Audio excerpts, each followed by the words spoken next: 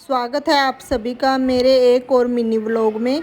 रोज़ की तरह सुबह की शुरुआत एक गिलास पानी पीने से। राम राम जी आप सभी को। फिर नहा धोकर करी मैंने, आज मेरा व्रत था शरद पूर्णिमा का। पाठ पूजा करने के बाद फिर मैंने बनाई आलू शिमला मिर्च की सब्जी के साथ साथ बच्चों का मन था चटनी खाने का। फिर मैंने प्याज टमाटर धनिया और अम्बी की चटनी बनाई। चटनी बनाने के बाद फिर मैंने लगाया आटा लगाने के बाद फिर मैंने कर दी थी रोटी बनाने की तैयारी। सबसे पहले निकाली गौ माता के लिए रोटी और फिर दूसरी रोटी निकाली कुत्ते के लिए।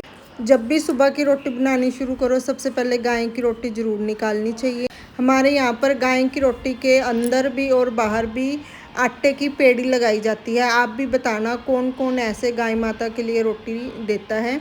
फिर मैंने कुत्ते के लिए भी रोटी के 4 टुकड़े करके रोटी को ठंडा होने के लिए रख दिया था फिर मैंने देखा डब्बे में घी खत्म हो रहा था तो फिर मैंने खोली घी की थैली और डब्बे में डाला घी।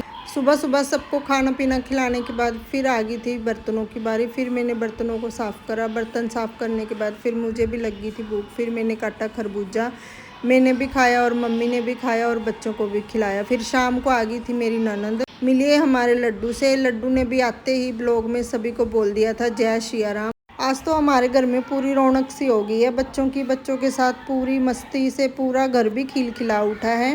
फिर इतने में आ गई थी मेरी दूसरी नंद भी और मेरी देवरानी भी।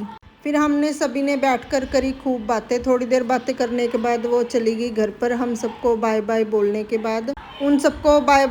के बाद फिर गव्या का मन था केक खाने का तो गव्या के लिए बनाया बिस्किट का केक, जिसकी रेसिपी मैं कल सुबह डालूंगी व्लॉग में, आप सभी जरूर देखना। फिर सभी बच्चों ने केक खाया और बच्चों को पसंद आया। लास्ट में लड्डू की करवाई एक्सरसाइज।